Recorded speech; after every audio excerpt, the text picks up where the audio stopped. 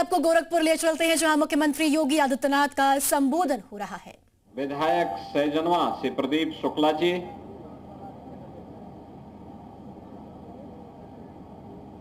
उपाध्यक्ष उत्तर प्रदेश राज्य महिला आयोग श्रीमती चारू चौधरी जी,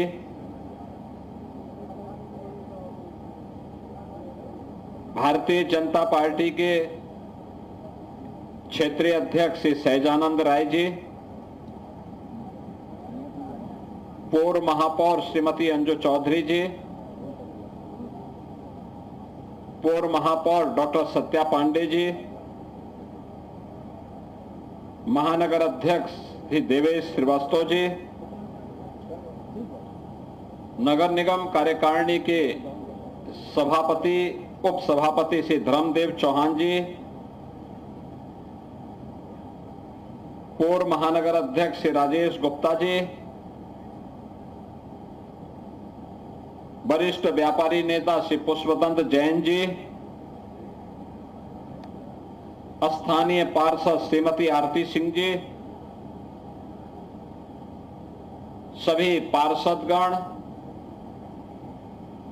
विभिन्न सामाजिक सांस्कृतिक संगठनों से जुड़े हुए सभी उपस्थित बहनों और भाइयों, सूरज कुंड में ये नए कल्याण मंडपम के लोकार्पण के लिए आज यहां आने पे मुझे बहुत आनंद की अनुभूति हो रही है। मैं नगर निगम को, कार्यकारिणी को बधाई देते हुए आप सभी के प्रति अपनी शुभकामनाएं देता हूं।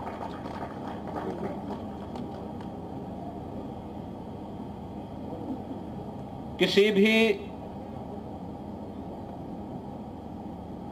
सभ्य समाज के लिए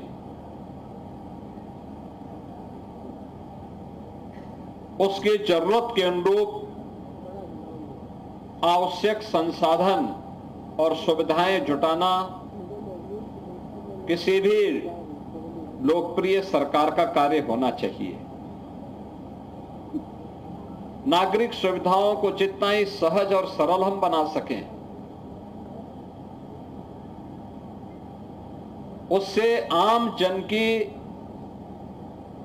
समस्या का समाधान का भी एक मंच प्राप्त होता है। यह अत्यंत महत्वपूर्ण हो जाता है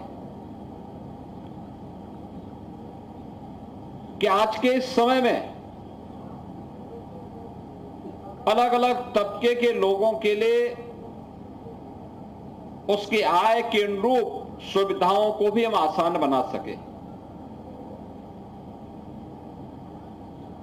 वे रवि किशन जी के पास पैसा है तो वह 12-15 लाख खर्च कर सकते हैं, लेकिन जिस गरीब के पास पैसा नहीं है उसको सरकार भी सपोर्ट करती। 1 लाख रुपए मुख्यमंत्री सामूहिक विवाह योजना में भी हम देते हैं, लेकिन साथ साथ अगर कोई अलग से कोई मांगलिक कार्यक्रम करना चाहता है तो उसको 11,000 में या 25,000 में अगर इतना बड़ा कल्याण मंडपम मिल जाए तो शादी ब्याह का कार्यक्रम हो या कोई भी अन्य मांगलिक कार्यक्रम है, कोई भी अन्य कार्यक्रम, वो आसानी से अपने सभी हित मित्रों को, रिश्तेदारों को, सबको बुला करके बहुत अच्छे ढंग से इस कार्यक्रम को संपन्न कर सकता है। अच्छे ढंग से संपन्न कर सकता है। और मुझे अच्छा लगा कि गोरखपुर नगर निगम प्रदेश का पहला नगर निगम है जिसने ये पहल प्रारंभ की, और आप गोरखपुर नगर निगम में ये 7वां कल्याण मंडपम बन रहा है, जिसमें से एक का पहले लोकार्पण हो गया है और दूसरा ये अभी इसका लोकार्पण हो रहा है। 5 अभी निर्माणाधीन है। मैंने तो अपनी विधायक निधि का पूरा पैसा इसी प्रकार के कल्याण मंडपम के लिए ही दे दिया है। ये महानगर के अंदर अलग अलग स्थानों पर बन रहे हैं। कोई बिछिया में बन रहा है, कोई राप्ती नगर में बन रहा है, कोई अलग अलग जगहों पर उनके निर्माण का कार्यक्रम मानबेला, मोरीपुर, नकहा, राप्ती नगर, बिछिया, ये 5 स्थानों पर यह कार्य हम लोग कर रहे हैं और भी कर रहे हैं, जिससे महानगर के अंदर किसी भी मोहल्ले में गरीब हो या अमीर,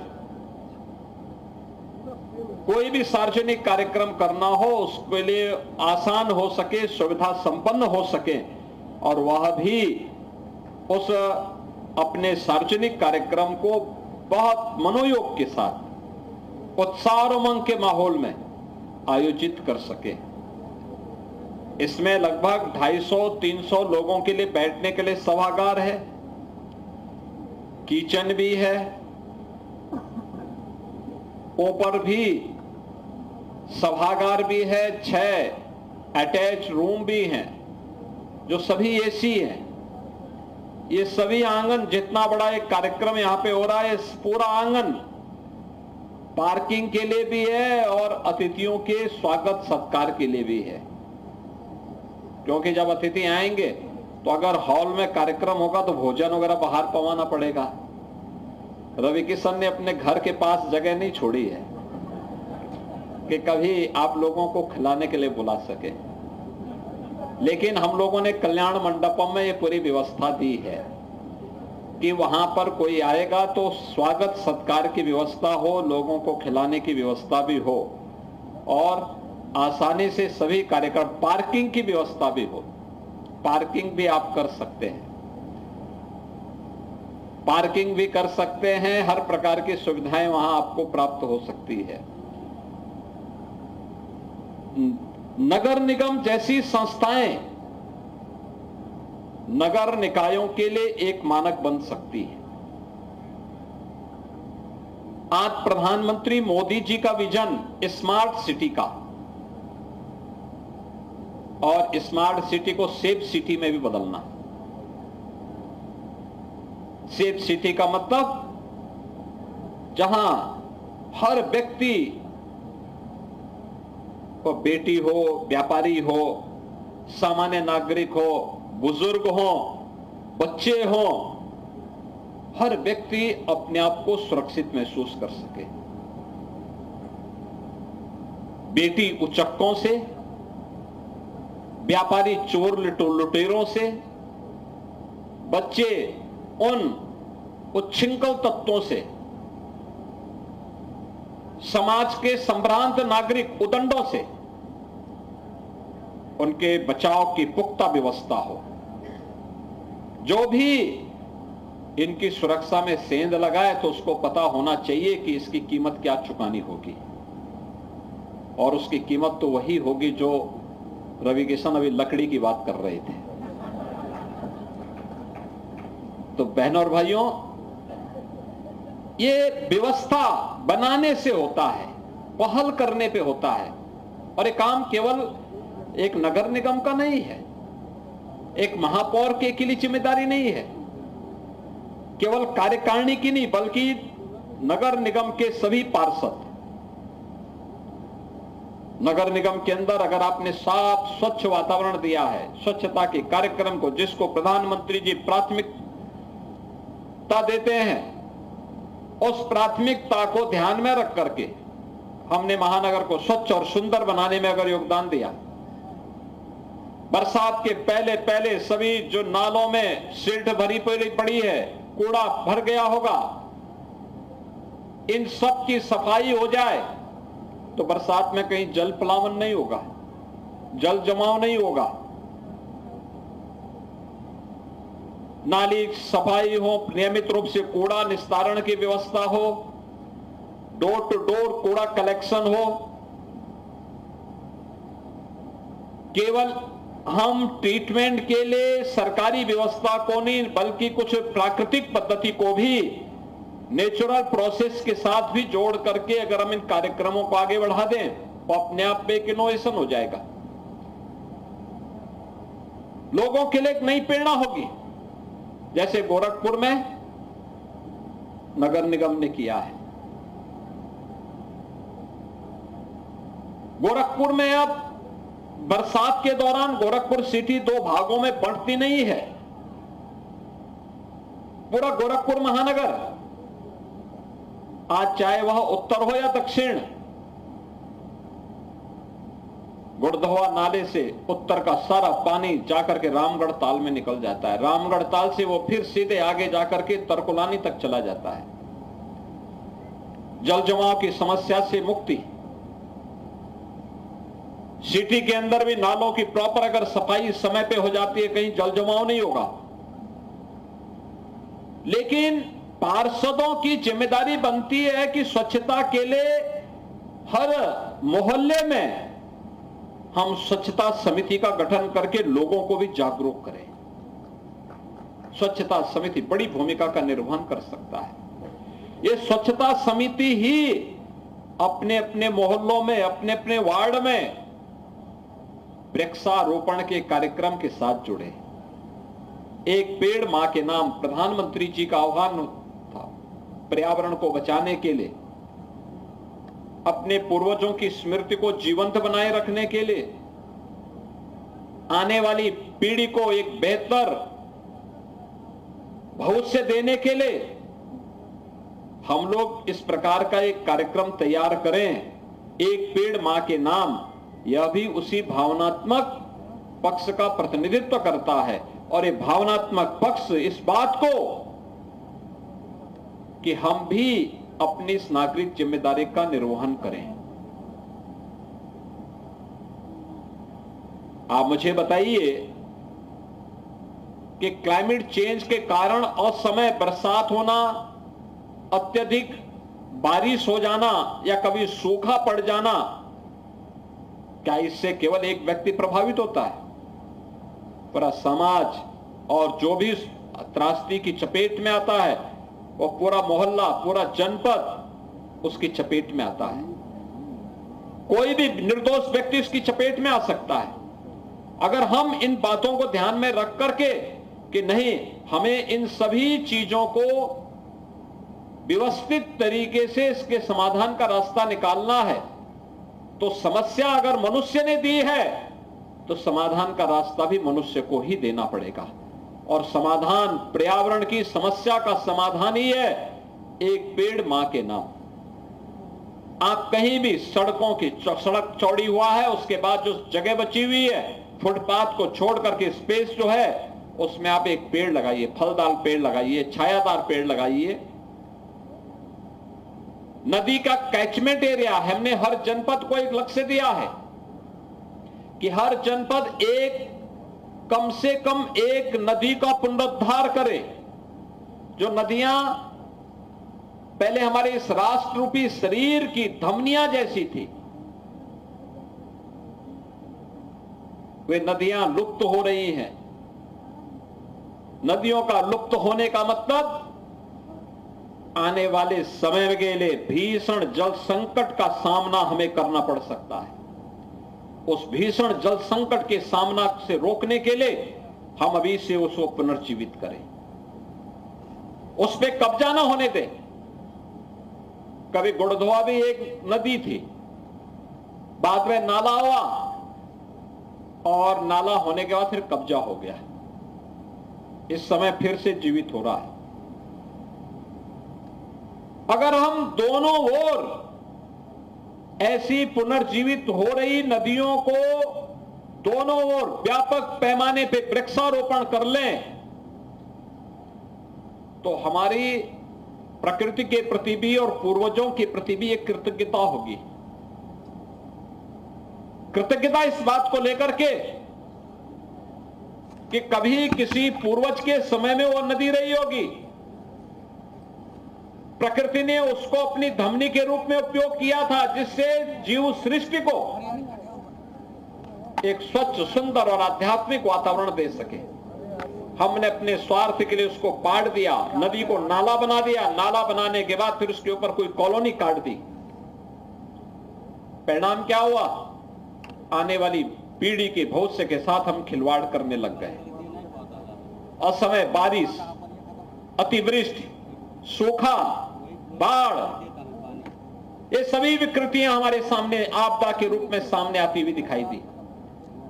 अगर इन सभी भयावह स्थितियों से बचना है तो हमें फिर से प्रकृति की शरण में जाना होगा और नदियों को पुनर्जीवित करना होगा। जल संकट से बचाने के लिए नदियों को पुनर्जीवित करना और नदियों को पुनर्जीवित करने के लिए व्यापक पैमाने पर वृक्षारोपण के इस महाअभियान के साथ जुड़ना। एक पेड़ मां के नाम इसी श्रृंखला का हिस्सा है। प्रधानमंत्री जी ने उसको एक भावनात्मक पुट दे करके प्रत्येक भारतवासी को इस अभियान के साथ जोड़ने के एक पवित्र भाव उन्हें दिया है और हम भी अपने यहां लगाएं।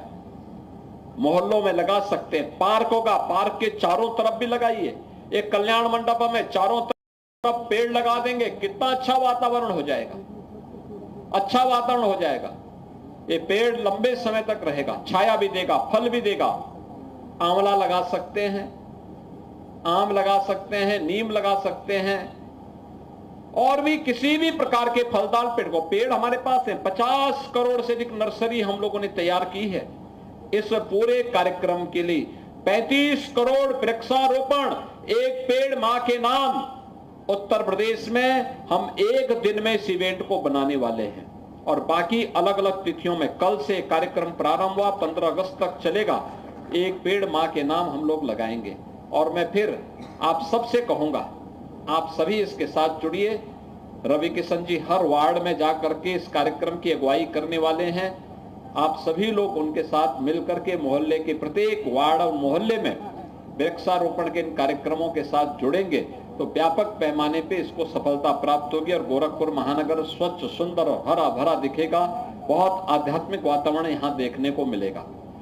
दूसरा जो कार्यक्रम नगर निगम ने यहाँ पे अच्छे किए हैं, मैंने देखा था यहाँ पे बहुत सारे कार्यक्रमों के साथ, मुझे नगर निगम के कार्यक्रमों के साथ जुड़ने को यहाँ देखने को मिला है। एक इंटीग्रेटेड वेस्ट मैनेजमेंट सिटी के रूप में, सुथनी वेस्ट प्रोसेसिंग सिटी के रूप में इन्होंने एक जितना भी सॉलिड वेस्ट सिटी के अंदर निकलता है इसके निस्तारण का एक बड़ा अच्छा कार्यक्रम इन्होंने यहाँ पर बनाने की तैयारी की है और मैं विश्वास के साथ कह सकता हूं कि यह कार्यक्रम आगे बढ़ेगा तो इसका लाभ पूरे गोरखपुर वासियों को प्राप्त होगा और गोरखपुर के जितने भी अन्य नगर निकाय हैं, सैजनवा है, पिपराइच है, पीपीगंज है, कैंपियरगंज है, चोरी चोरा है, बांसगांव है, गोला है, बढ़लगंज है, ये सभी लोग इसका लाभ भी ले पाएंगे।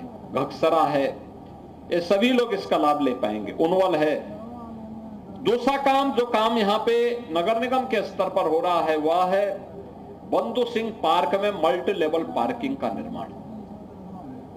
मल्टी लेवल पार्किंग आज से 7 साल पहले, 8 साल पहले गोरखपुर के लिए एक सपना था, आज ये साकार हो रहा है। बंधु सिंह पार्क में, बंधु सिंह पार्क का स्वरूप भी रहेगा, मल्टी लेवल पार्किंग भी बनेगी, मंदिर भी बचा रहेगा और साथ साथ वहां पे व्यवसायिक प्रतिष्ठानों को भी वहां स्पेस मिलेगा। जितनी भी दुकानें थी, नहीं तो पुष्पदंत जी डंडा झंडा लेकर के पहुंच जाएंगे, वह भी हम सुरक्षित करने जा रहे हैं। ये सब काम वहां पे होने जा रहा है। ऐतिहासिक घंटा घर को भी एक भव्य स्वरूप दिया जा रहा है, उसका रिनोवेशन की कार्रवाई वहां पे चल रही है और ये कार्य भी हम लोग घंटा घर के सुंदरीकरण के साथ जोड़ रहे हैं। गोरखपुर में, गोरखपुर का खान पान क्या है भाई? रवि किशन जी तो होटल में खा लेते होंगे, लेकिन सामान्य लोगों को तो ढाबे में और कोई अन्य सामान्य उसमें जाना होगा। तो यहाँ पे फूड कोर्ट भी, इंदिराबाल बिहार में एक फूड स्ट्रीट भी विकसित किया जा रहा है। मुझे लगता है कि यह एक अच्छा प्रयास यहाँ पे है। और कान्हा उपवन का निर्माण भी 50 एकड़ क्षेत्रफल में, यहाँ पर जहां लगभग 5000 गोवंश रखा जा सकता है, इसका ताल नंदौर में इसका भी कार्य युद्ध स्तर पर चल रहा है। लाल डिग्गी पार्क का सुंदरीकरण, लाल डिग्गी में पार्क के सुंदरीकरण का कार्य उस क्षेत्र के पूरे आसपास के लोगों का, मेरे पास कई बार वहां के व्यापारी आए थे और मोहल्ले के अन्य संभ्रांत नागरिक भी आए थे। कालीबाड़ी के बाबा भी बोल रहे थे मुझे, लेकिन अब वो गोरखपुर छोड़ के चले गए हैं, लेकिन पहले वो बोला करते थे कि वहां पर सुबह शाम घूमने के लिए बड़े पैमाने पर वहां उनको पार्क चाहिए था, पार्क के विकसित करने के लिए। आज वो काम भी नगर निगम यहां पे करने जा रहा है। इसके अलावा यहां पे 75 बेडेड वर्किंग वुमेन हॉस्टल, ये हॉस्टल का निर्माण हो रहा है। याद रखना, ये वर्किंग वुमेन हॉस्टल जो ये आप बनाएंगे, ये लोक माता अहिल्याबाई होलकर के नाम पर बनाई है। याद करिए, यह वर्ष लोक माता अहिल्याबाई होलकर का 300वां जयंती वर्ष है और 300 वर्ष पहले महाराष्ट्र के एक छोटे से गांव में जन्म लेकर के वे महान शिव भक्त बनी, मालवा साम्राज्य की रानी बनी।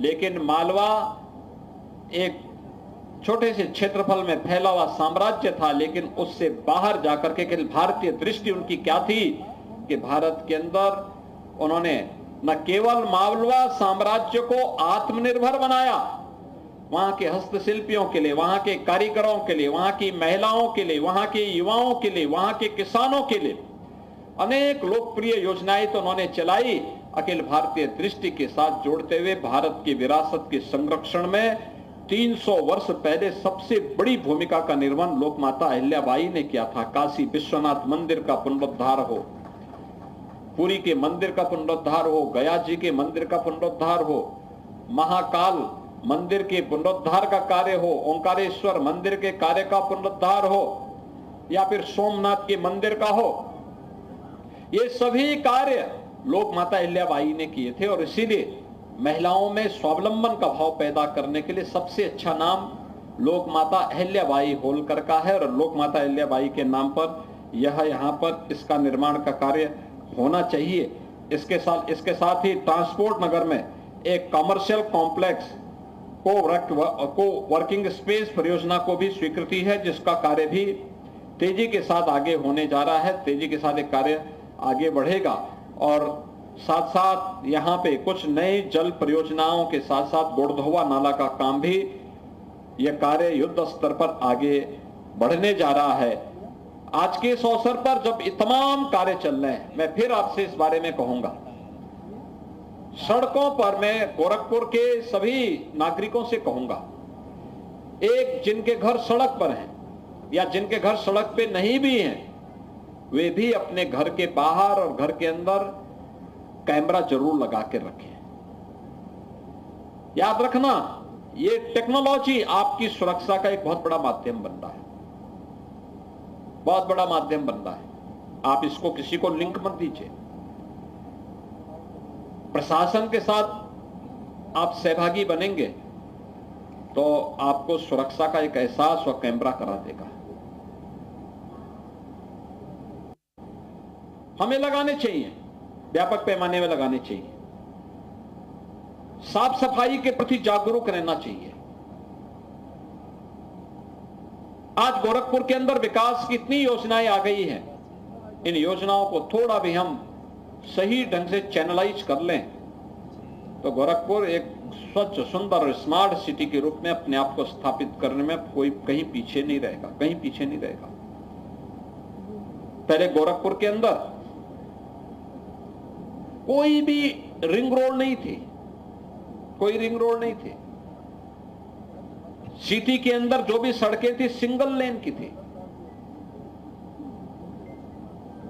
नेपाल जाने वाले मार्ग, महाराजगंज जाने वाला मार्ग या फिर वाराणसी जाने वाले मार्ग, कुशीनगर और देवरिया की तरफ जाने वाले मार्ग, ये सभी सिंगल लेन के थे। आज आप देखते होंगे गोरखपुर के अंदर सभी मार्ग 4 लेन के हो चुके हैं। चाहे वह सुनौली जाने वाला मार्ग हो, नेपाल को जो जोड़ता है, महाराजगंज से ठूठीबाड़ी जोड़ने वाला मार्ग, ये भी 4 लेन का हो गया है। वाराणसी का मार्ग 4 लेन का हो गया है। देवरिया का मार्ग और बाईपास के निर्माण के साथ ये 4 लेन का हो गया है। कुशीनगर का मार्ग 4 लेन का हो चुका है। गोरखपुर से पिपराइच 4 लेन की होने जा रही है। मेडिकल कॉलेज मार्ग 4 लेन का हो गया है, बालापार मार्ग 4 लेन का हो रहा है। गोरखपुर की इंटरनल जो रिंग रोड थी स्पोर्ट्स कॉलेज होते हुए मोदीपुर, ये भी 4 लेन का काम युद्ध स्तर पर चल रहा है। गोरखपुर का बाहरी रिंग रोड कालेसर से लेकर के जगदीशपुर तक, यह पहले चरण में हुआ। अब जंगल कौड़िया से जगदीशपुर के बीच यह 4 लेन का कार्य युद्ध स्तर पर वर्तमान में चल रहा है। इंटरनल रिंग रोड के रूप में, यानी 4 फाटक से लेकर के बरगदवा तक तो 4 लेन युद्ध स्तर पर चल रहा है। साथ साथ ट्रांसपोर्ट नगर से लेकर के हावड़ बंधा, माधोपुर बंधा होते हुए मोरीपुर तक इस पे युद्ध स्तर पर कार्य चल रहा है। यानी इंटरनल और एक्सटर्नल रिंग रोड के लिए भी व्यापक प्रबंध किए गए हैं और जिस पर कार्य चल रहा है। इसके साथ ही गोरखपुर के अंदर एक बेहतरीन कन्वेंशन सेंटर के निर्माण का कार्य भी युद्ध स्तर पर गोरखपुर विकास प्राधिकरण के द्वारा निर्मित किया जा रहा है। कन्वेंशन सेंटर जहां एक छत के नीचे 5000 लोगों के लिए, 10,000 लोगों के लिए बैठने की व्यवस्था हो, बड़ा सा बड़ा कार्यक्रम किया जा सकता है। उसको पार्टीशन करके भी कार्यक्रम हो सकते हैं।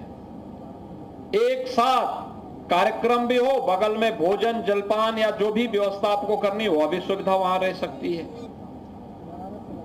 आधुनिक सुविधा के साथ आज रामगढ़ ताल पर्यटकों को अपनी ओर आकर्षित कर रहा है।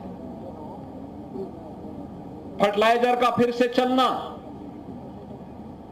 ये गोरखपुर के अंदर रोजगार सृजन का एक बेहतरीन माध्यम है और किसानों को समय पे खाद उपलब्ध करने की गारंटी भी है। एम्स पूर्वांचल वासियों के लिए स्वास्थ्य के उपचार का एक महत्वपूर्ण केंद्र भी है। ये सभी विकसित हो रही हुई हैं और ये विकसित होने की इस प्रक्रिया के साथ हमें भी उतना ही संवेदनशील, उतना ही सतर्क और सक्रिय बन करके इन कार्यक्रमों को आगे बढ़ाना है। जिस तेजी के साथ सरकार और उससे जुड़ी हुई मशीनरी इन कार्यक्रम को आगे बढ़ा रही है। आज के इस अवसर पर एक कल्याण मंडपम इस क्षेत्र के लोगों के लिए शुभ हो, वे इसका लाभ उठा सकें, अधिक से अधिक मात्रा में लाभ उठा सकें। इसके लिए आपको बधाई देने के लिए, आपके प्रति अपनी शुभकामना व्यक्त करने के लिए आज मैं यहां पर उपस्थित हुआ हूं। मुझे पूरा विश्वास है कि अन्य जितने भी कल्याण मंडपम तैयार हो रहे हैं, ये सभी कल्याण मंडपम के कार्य एक समय सीमा में बन करके तैयार हों और इसका लाभ महानगर वासी उठा सकें, यह मेरी कामना है। गोरखपुर से लखनऊ जोड़ने के लिए पूर्वांचल एक्सप्रेस वे का काम लगभग पूरा हो चुका है। अब आपको लखनऊ जाने की दूरी मात्र 3-3.25 घंटे में आप पूरा कर लेंगे। गोरखपुर से लखनऊ की दूरी को देखो कितना आसान हो जाएगा। और गोरखपुर में आयुष विश्वविद्यालय का भी लोकार्पण का कार्यक्रम एक संभावित तिथि हम लोगों ने तय करवाई है। अगर राष्ट्रपति जी उस दिन आ जाते हैं तो 30 जून के आसपास हम इस कार्यक्रम को भी यहां पर आयोजित करने जा रहे हैं। बहनों और भाइयों, 21 जून को अंतर्राष्ट्रीय योग दिवस है। प्रधानमंत्री जी ने भारत के योग की विरासत को वैश्विक मान्यता दिलवाई। हम भी योग के साथ जुड़े, योग के कार्यक्रम के साथ जुड़े। व्यापक पैमाने पे योग्य यानी योग आरोग्यता की गारंटी है, आपको पूर्ण स्वस्थ रखने की गारंटी भी देता है। हमें इस कार्यक्रम के साथ जुड़ना चाहिए। 23 जून को एक देश में एक प्रधान, एक विधान और एक निशान ही रहेगा, यानी 2 प्रधान, 2 विधान और 2 निशान नहीं चलेंगे का उद्घोष करने वाले डॉक्टर श्यामा प्रसाद मुखर्जी का बलिदान दिवस है। इस तिथि पर हमें उनके प्रति विनम्र श्रद्धांजलि अर्पित करते हुए वे राष्ट्रीय एकता के और अखंडता के प्रतीक थे। डॉक्टर श्यामा प्रसाद मुखर्जी की स्मृति में एक पेड़ मां के नाम हम लगाने का काम उस दिन भी आगे बढ़ाएं।